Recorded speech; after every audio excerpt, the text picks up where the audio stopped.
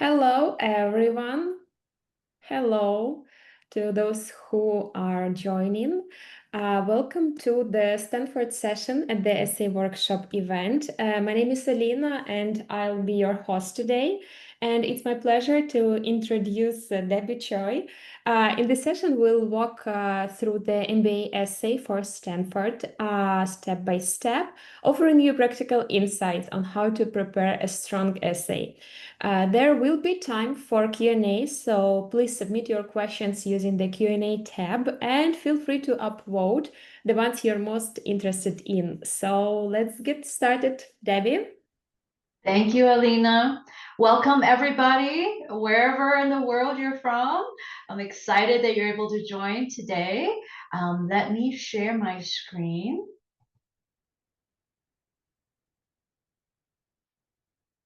Okay.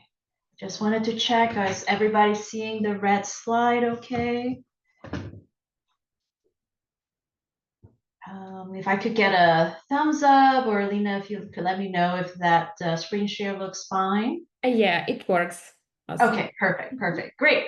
So welcome everybody to a very intense session of talking about the GSB essays. A little bit about my background. I grew up in Singapore. I went actually to undergrad in the US at a small liberal arts college. And I've been living and working in the US ever since.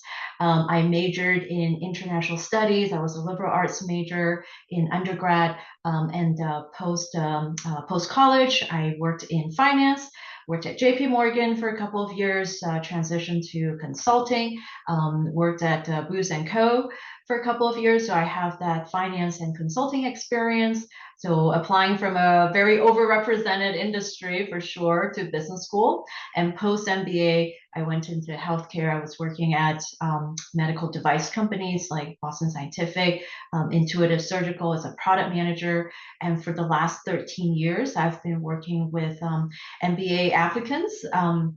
What I love about this job is getting to know my clients, first of all, different backgrounds, different industries and functions, and then helping them tell their stories in a way, hopefully with fresh eyes and in a way that resonates with the admissions committee. So that's a little bit about my background. So today we're going to cover how you can prepare to write standout GSB essays, what the admissions committee is looking for in the essays, how do you brainstorm for the essays, especially the behemoth, what matters most, and then, of course, writing compelling GSB essays. We're going to look at a sample essay for, not just what matters most, but also why Stanford, and kind of go through some of the, tips and tricks and, pitfalls to avoid and so on in these two essays, the main two essays. And then we'll end with the Q&A. Okay, so that's the plan for today. So let's dive in. So of course, we know these are the two GSB essays for this year. And in fact, the What Matters Most essay has been used for I think the last 30 years or so. So it's an essay that has worked very well for the GSB. We have seen some tweaks in terms of word limits and so on, but for the most part, it has remained unchanged. That's the signature GSB essay. And then why Stanford? Again, minor tweaks over the years, but over the years has stayed relatively consistent in terms of them wanting to know why you want to come to the GSB. Why are you pursuing an MBA at Stanford? So these are the two essays we're going to be talking about today. Now, just taking a step back in terms of the selection criteria at the GSB, if you look at the big picture mission of what the school is looking for, they really are looking for principled, meaning people with values, insightful people with perspectives, with insights from their backgrounds, from their experiences, and also innovative leaders, people who think outside the box, creative thinkers. They're looking for people who will contribute in the classroom, will be engaged, and create positive impact in not just the campus, but also the community outside outside Stanford itself. So in the application, and I called out these two things that are really important to the admission committee. They really want to know how you think, how you lead, and how you see the world. So if you keep in mind these three things that they really want to know about you, and try to convey that through your essays, that's going to be the big strategic goal for how you think about your essays. And of course, the mission of the GSB: change lives, change organizations, and change the world. So the more that you can show how you do that, the more it's going to resonate with the admissions committee. So now, of course, you're not applying to a writing program, so there's no substitute to actually having lived your real experiences and doing the professional work that you've done over the years. You cannot just write your way in, so you want to be very proactive. And if there are areas that you feel like maybe extracurriculars, maybe I'm not super strong in that, there's still time for you to hopefully get something there, actually do something. For round one, it's a bit late, but certainly if you're applying beyond that, there's still time to do that. And then, of course, you want to think about brainstorming, think about your stories, reflect on your experiences, and then think about how your stories and your essays can fit together like a portfolio. Sort of like a jigsaw puzzle, rather than having just repeat or have too much overlap. So that's the first step in terms of preparing to write these essays. And then in line with what we just talked about in terms of what the admissions committee wants to learn about you, think about how you can use the essays to keep the reader learning about who you are. Keep sharing with them new sides of who you are, how you think, what motivates you, how you tackle problems and life's challenges. And then, of course, don't be afraid to express your perspective, your point of view, as well as the values of who you are. So those are kind of the overarching big things to keep in mind as you prepare to tackle these essays. All right. So what specifically is the admissions committee looking for in these essays? For the first essay, 650 words, what matters most to you and why? There's no right or wrong. They're not looking for a specific way that you're answering the essay question. So, you could talk about a single accomplishment. You could talk about multiple accomplishments. You could use inflection points in your journey. You could use more of a thematic approach to talk about, kind of a more general theme that has guided your journey. So we have seen a lot of different approaches work for this essay. So don't be afraid to, really be creative and think about, how you might best tell your story rather than trying to stick to a formula. As for why Stanford in 350 words, they are looking for clear goals that are also sufficiently ambitious. Remember, change lives, change organizations, change the world. How do you plan to do that? What are your 10 to 15-year goals post MBA? So, really encourage you to kind of think about what is that big problem that you want to solve with your career. I call it what's the big, hairy, audacious problem that you want to solve long term. And long term is, 10, 15 years. That's usually the time frame that they're looking for. You don't need to map out every year of your career until your retirement, but just kind of think about what is that big vision of what problem you want to solve with your career. And of course, to connect the dots for the reader and answer the question of how Stanford is going to help you get to your career goals, you need to know, what does the program offer? What are specific classes? We've heard a lot about the Startup Garage, courses like interpersonal dynamics or touchy-feely. That's one of the most popular classes at Stanford. So those are low-hanging fruit. Everybody talks about that. So develop your own perspective on why the school is a good fit for you. talk to alums, students, go to events, and really, try to develop that perspective for yourself. Okay, so let's talk about how you might brainstorm for the essay. So you've done some prep work, you've laid the foundation, you've done some legwork, you started thinking about, the big picture items or goals for what you want to convey in the essays. Let's dive into how do you brainstorm? How do you start to pull different pieces together? These are some questions that could help you with your reflection process. Think about who you are as a person, what your core values are, what has really driven you, maybe from young. It's totally fine to include some childhood stories as well, what has shaped you. What are the inflection points in your life? What change did they bring? Maybe it's a change in perspective. Maybe it was, a big moment that made you change your career. Yeah, those are all fair game for stories.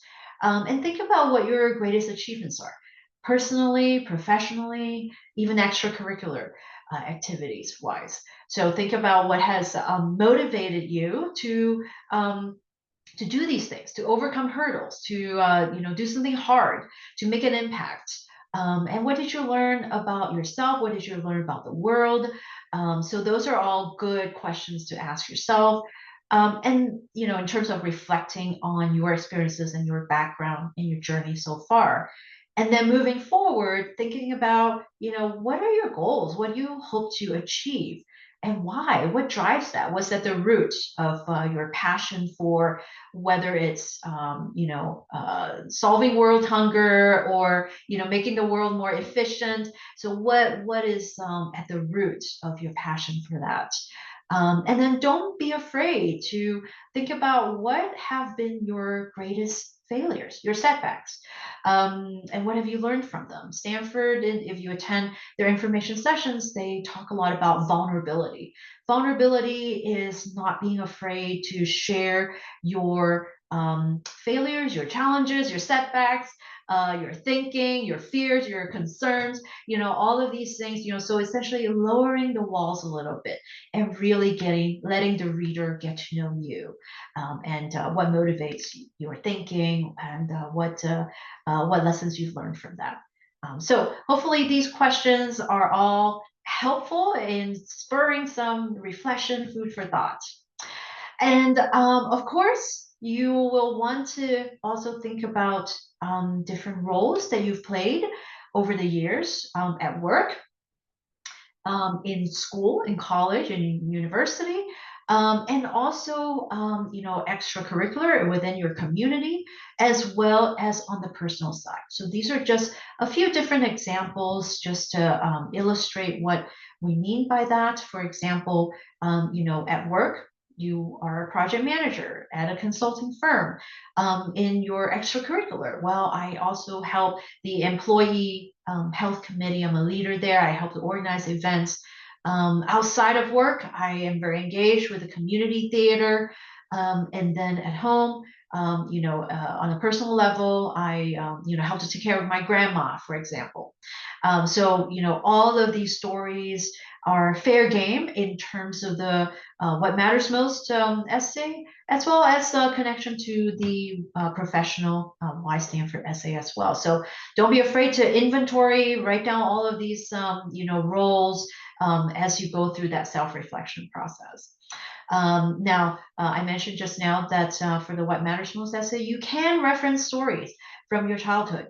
If there were pivotal moments that shaped you, that shaped how you see the world, absolutely you can refer to some of these stories in that essay. But you want to find a balance between the past and the present.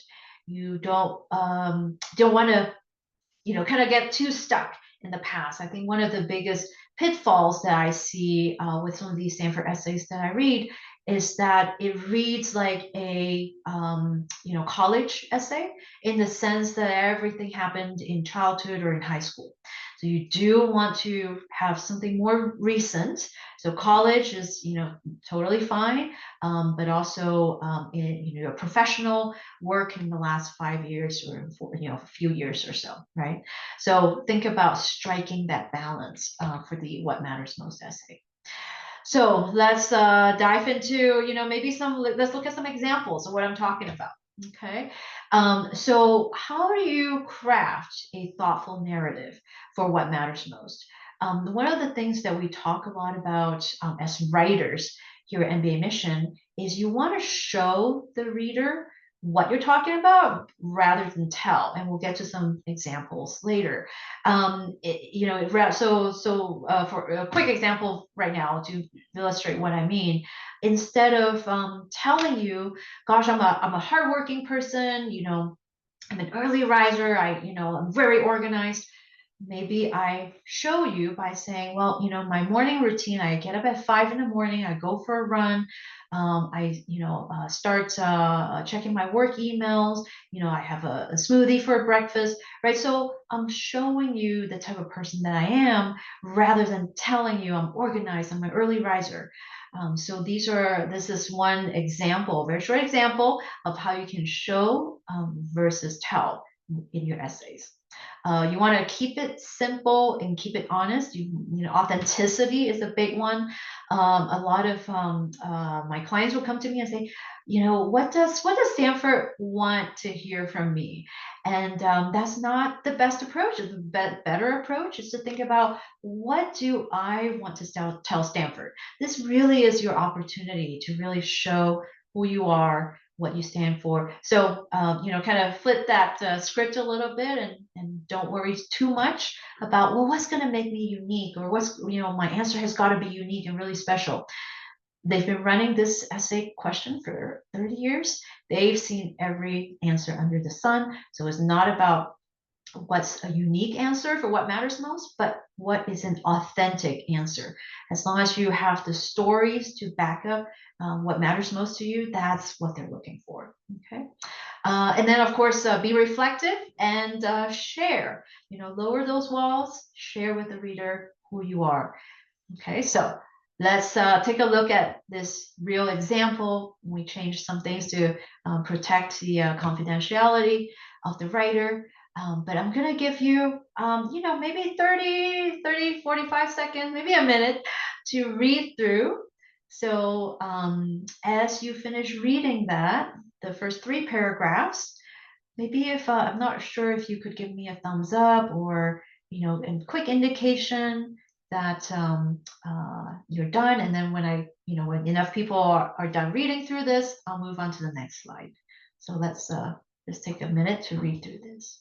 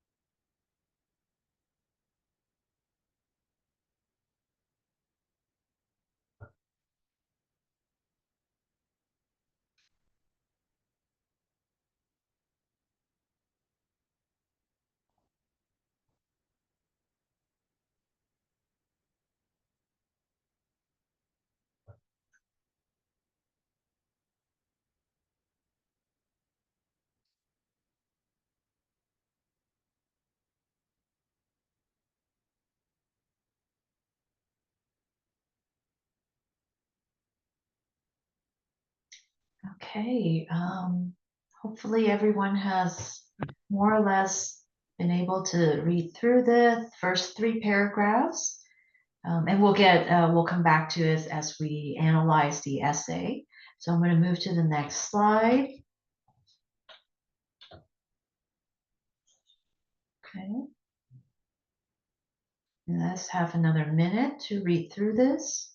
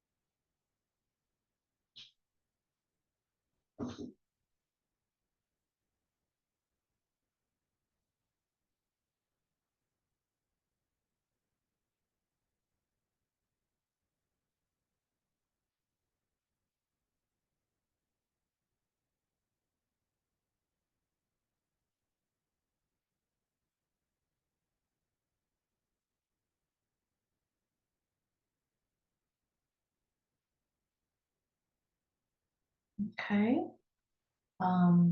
Hopefully we've had a chance to scan through this. I'm going to move on to the final paragraph. Okay, this is the final paragraph of this essay.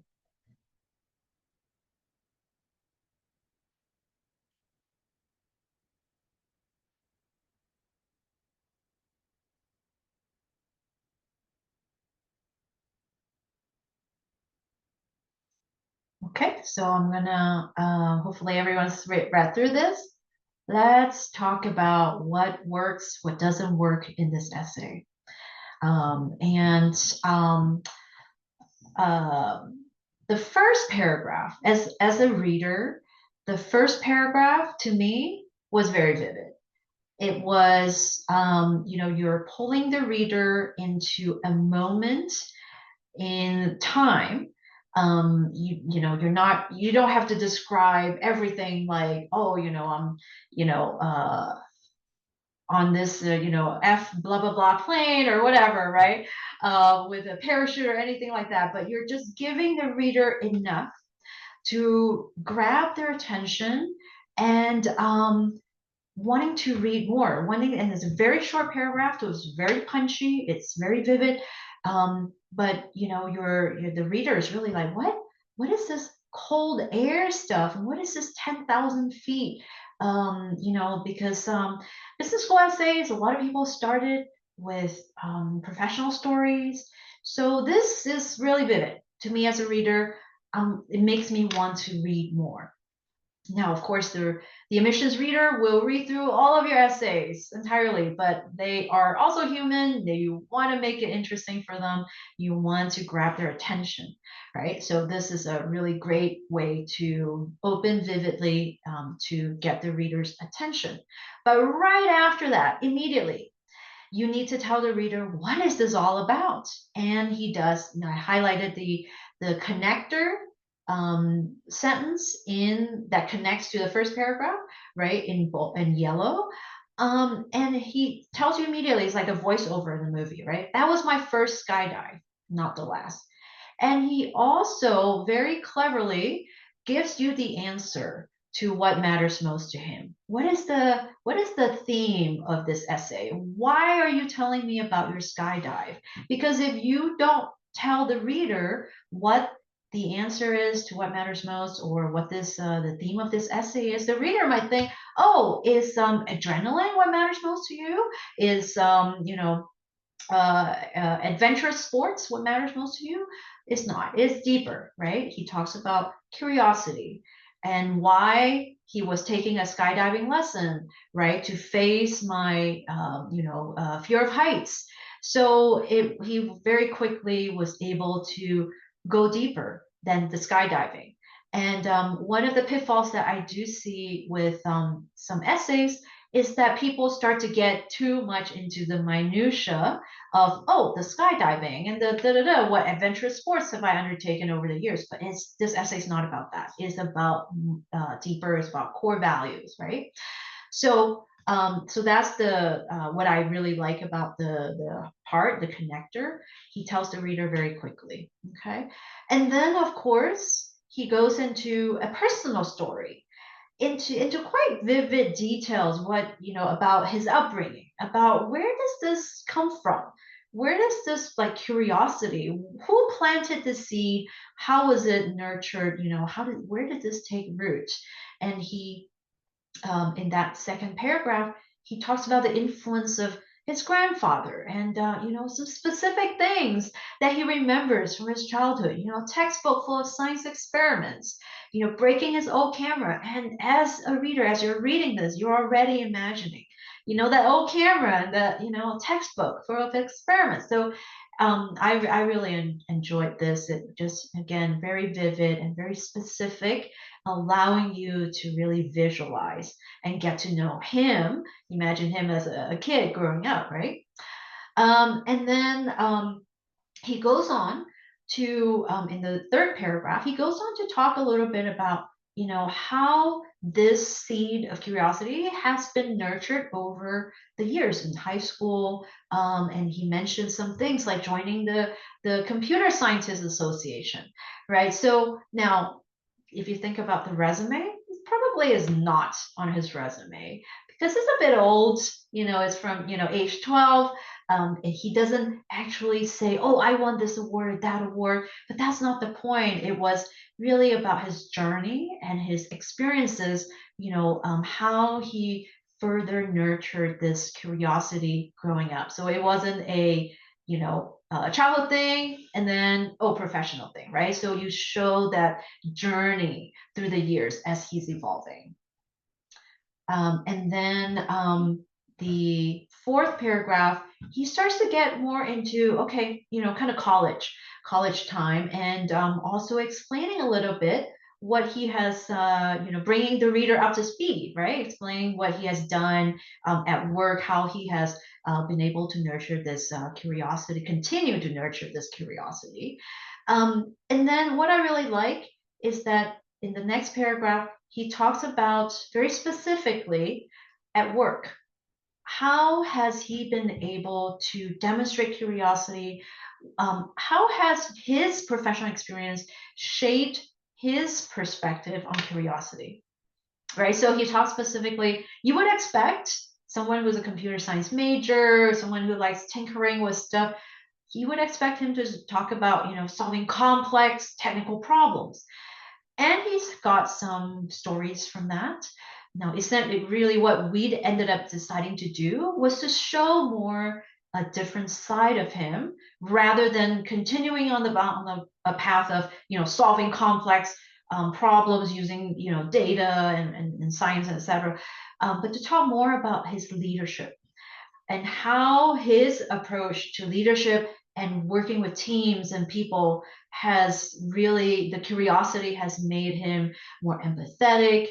How has it shaped him as a leader? So we made a conscious decision to now introduce a different side of him.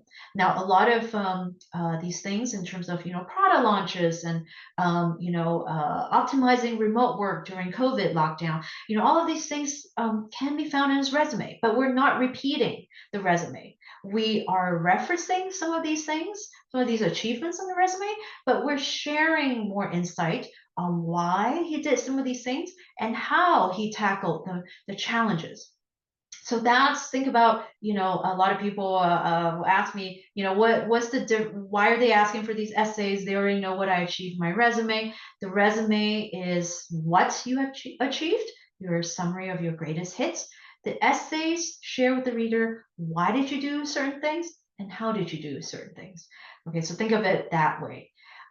So that paragraph, is dense, but it really kind of shares with the reader his leadership style, his approach to managing teams and clients, and how that is shaped by his curiosity. And the last paragraph is a reflection on his experience, on his journey so far, and where curiosity has led him, and a reiteration on why it will continue to matter to him, why it's important to him. So that's kind of an analysis of a successful, real, true life GSB essay for what matters most. And hopefully that gives you some food for thought. Okay, and I'll talk about some more resources on my last slide as well, if you want to see more sample essays. So we already talked about some of these things. What do we like? What do we learn about our hero, our protagonist? And what will we change? I mean, there are a lot of ways that you could make this essay more authentic, right? Certainly, we had a lot of stories to choose from. At the end of the day, it's not about sharing as much as possible with them. At the end of the day, it's about curating, sharing the most pivotal, most interesting and unique parts of your journey that shows different side of you. And that example about, sharing the professional leadership piece is one example of how we curated and how we picked a specific story over another story to strategically share in this essay. So let's talk about the career goals essay. Why Stanford for you? So the essay 1 and essay 2 do not need to be connected. So you do not need to talk about why Stanford in essay 1. Essay 2 can be very specific, focused on career goals. Okay, so we are running a little tight on time. So I'm gonna give you, 30 seconds to read through this. No need to hang on to every word. Just scan it real quick. Try to get a gist for it.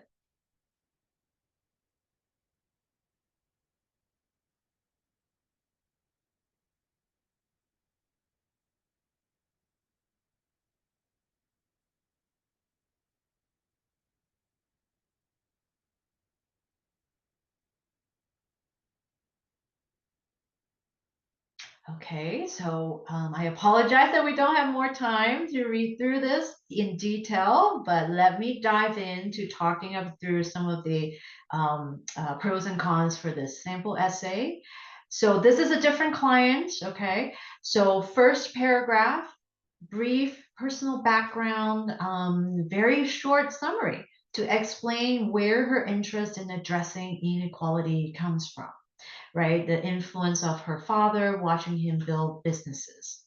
And then the second paragraph has quite specific goals, career goals. My vision is to start a fintech venture studio that backs underrepresented founders. That is her vision 10, 15 years down the road, to start that type of company. And what is the problem she wants to solve? Is that inequality for underrepresented founders.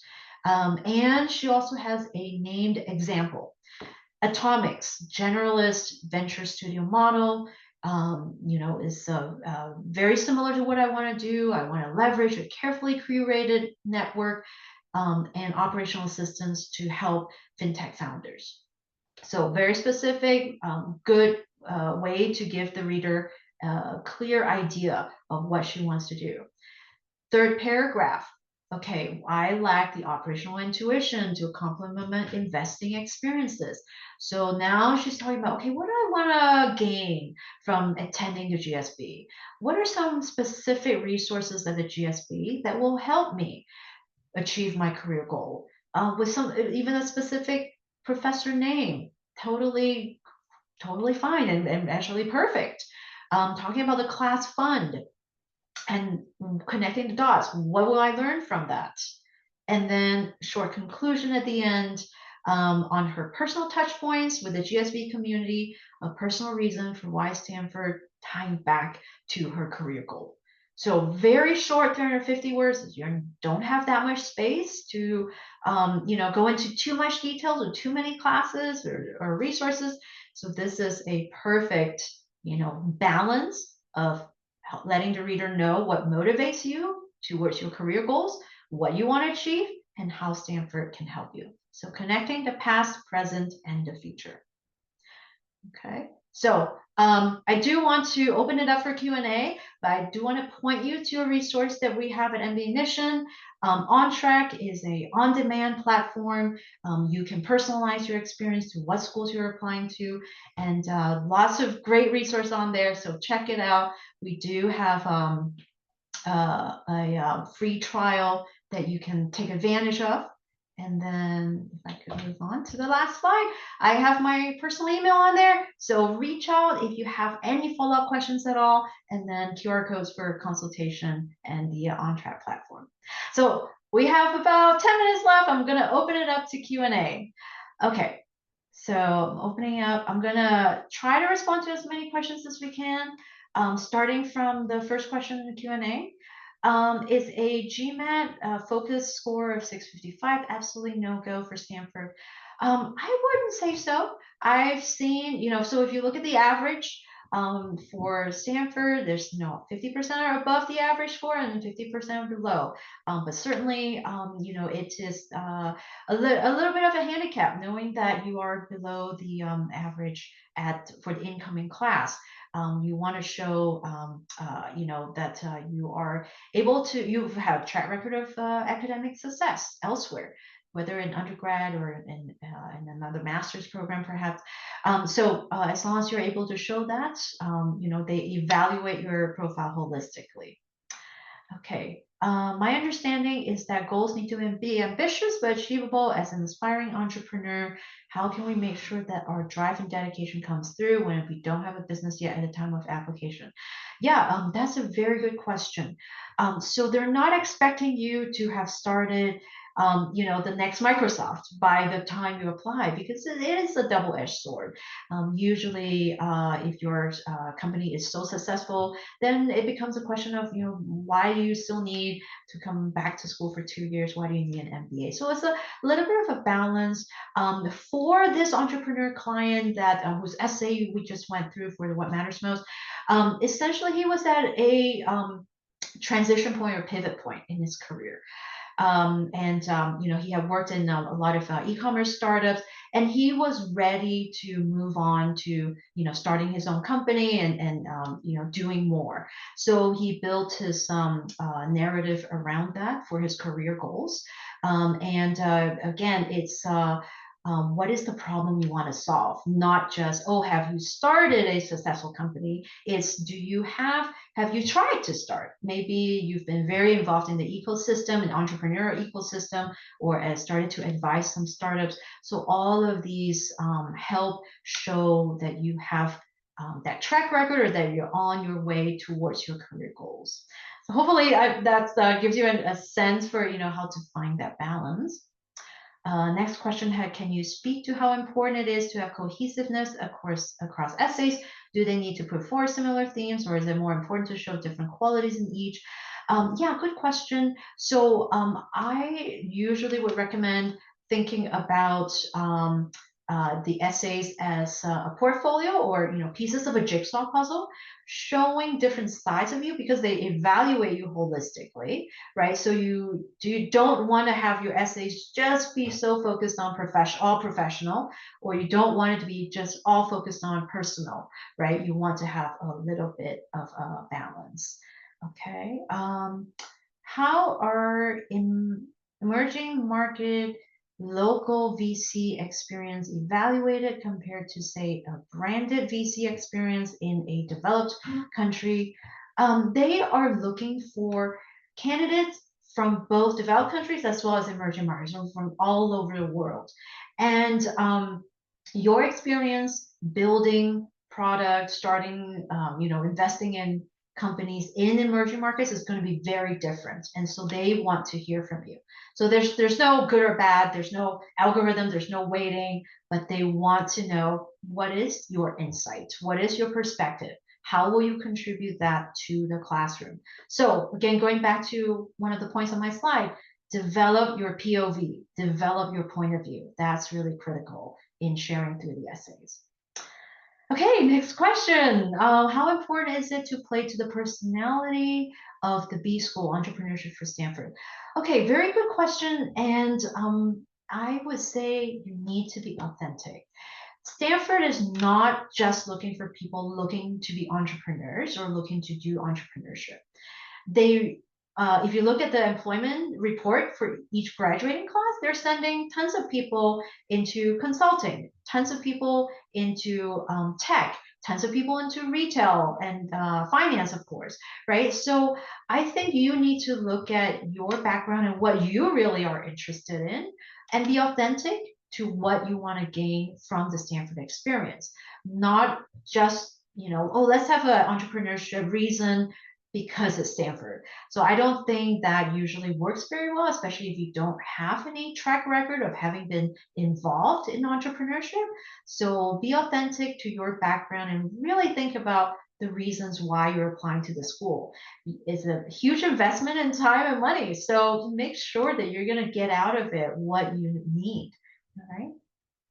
Okay, next question. I am a HSK MPP admin and want to apply to Stanford GSB MBA dual degree. What specific proof points in my essays, recommendations, and track record would convince admissions that both degrees are necessary until round two, what, 2 or 3? That is a very specific question, and I would recommend that you sign up for a free consultation. And I'm going to skip this question because not many people are in that position or applying to a dual degree. So I'd like to get to a question that we can help more people with, okay? But sign up for a free consultation, please, and then we can address that question specifically. Okay, next question. I have around 4 years experience as a petroleum engineer, just finished an MSc in machine learning and data science. Congratulations. How can I write my story in a way that expresses my strengths and also answers the why Stanford question? I have a long-term goal to work in so on and so on. Does coming from an energy background improve or reduce my chances? That's not coming from. Okay, good questions. I'll answer them generally. And again, if you want more specific, you want to talk about, essays, etc., sign up for a free consultation. But I would say they are not looking for only bankers or tech people or consultants. So coming from the area that you're coming from is going to be very unique to them. They're going to be looking at your profile very closely. So that is why it's super important in your essays for you to explain why you are pursuing an MBA, because you already have, a couple of degrees now, right? You don't want to come across as a degree collector.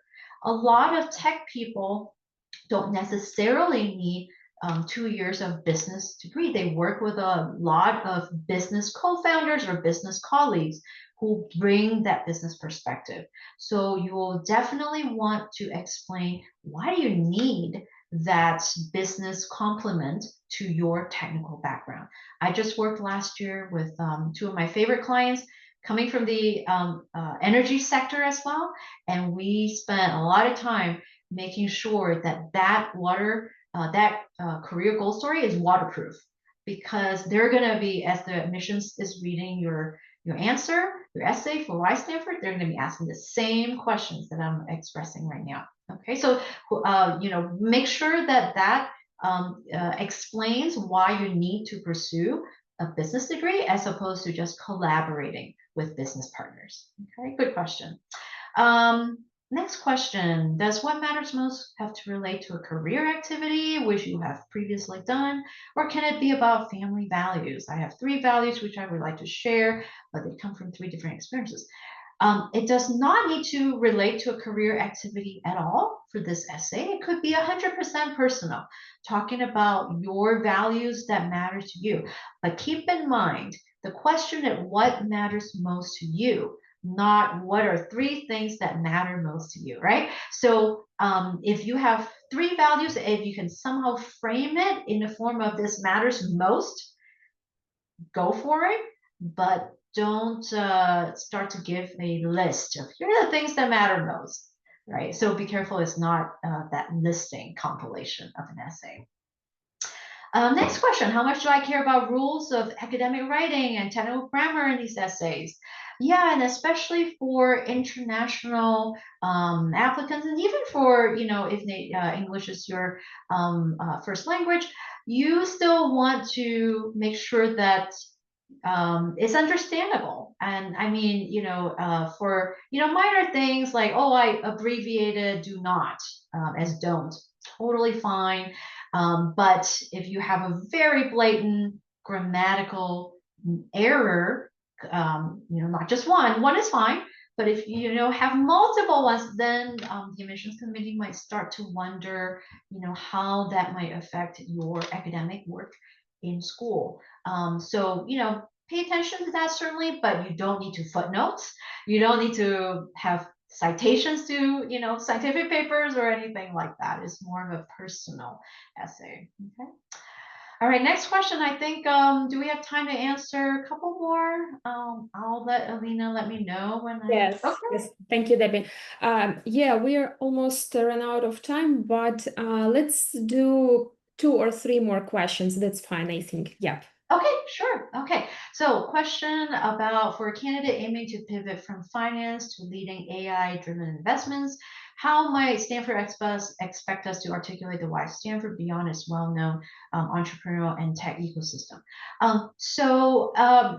Connected to your goals is they're not looking for, oh, what special class can you find that nobody else in the last 30 years has found before, right? So whatever class or resource you articulate in that essay, be sure to connect it to what your goals are, right? How does it relate to your AI goals in the future? All right. Do we need international experience to apply? Short answer, no. Don't need that. I understand the median work experience hovers around 5 years. What do you think is the optimum range? How much is one's chances hurt to be outside the set experience range? I have, throughout the last 13 years, I have worked with clients with between 3 to 6 years of work experience when they apply. Okay, so I think if you're within this range, you're totally fine. Even if you're outside this range, if you have a compelling reason for why an MBA is going to help you with your future goals, articulate that. I've had classmates in the GSB who were, in their mid-30s, but they came from, they were in sports, or they were professional athletes, they were professional musicians, and they were making a huge career transition. And they still got in despite their age or work experience because they were able to articulate what they want to do in the future. Okay, I think we have time for one last question. Yeah? Do we have time, Alina? Yeah, okay. Actually, there are 2 questions in Q&A, so let's do both. I'll try to answer them both. Okay. I have a fully funded government scholarship for school and living fee. Congratulations, it's awesome. Should I incorporate this in the application? In which part? Would it show more credibility? Yes. So there may be a question on the application form that asks you about your funding sources, your financing, so you can put it there. Of course, you can also articulate this in the additional information section, which is a very short section for you to address anything that you haven't addressed in the essays or application form that you feel is important for the admissions committee to know. Okay. All right, last question. I am a corporate lawyer pivoting to consulting. How should people pivoting present themselves? Good question, and it goes back to, I give you the example of my classmates who are pivoting from another career. You want to be waterproof in your career goals essay. You want to think about, okay, how am I, like 10 to 15 years, what am I doing? And you don't want to completely throw away all of your past experience as a corporate lawyer. You want to think about, is there a way I can build on that? What they don't love are candidates who say, well, I really hate being a lawyer and I'm done. I want to do something completely different, because they might have questions around, wow, okay, so what if 5 years from now you decide you really hate being in business, and then you're gonna go pursue a master's in fine arts and become a musician. So they really like to see people be a little bit more thought out and strategic about how they're building their careers, even if it means a pivot into another area. Okay. All right. Well, those are all really great questions. I want to thank you guys for your participation and engagement. Thank you, Alina. So please be sure to, if you have more specific questions, sign up for a free consult. You have a chance to submit your resume ahead of time. We'll review that. And so we'll tailor all of our discussion to what your profile is. Okay. Thank you guys so much for joining us today. Thank you. Thank you, Debbie. And thanks everyone for joining. Bye. Thank you. Bye, guys. Good luck with the journey.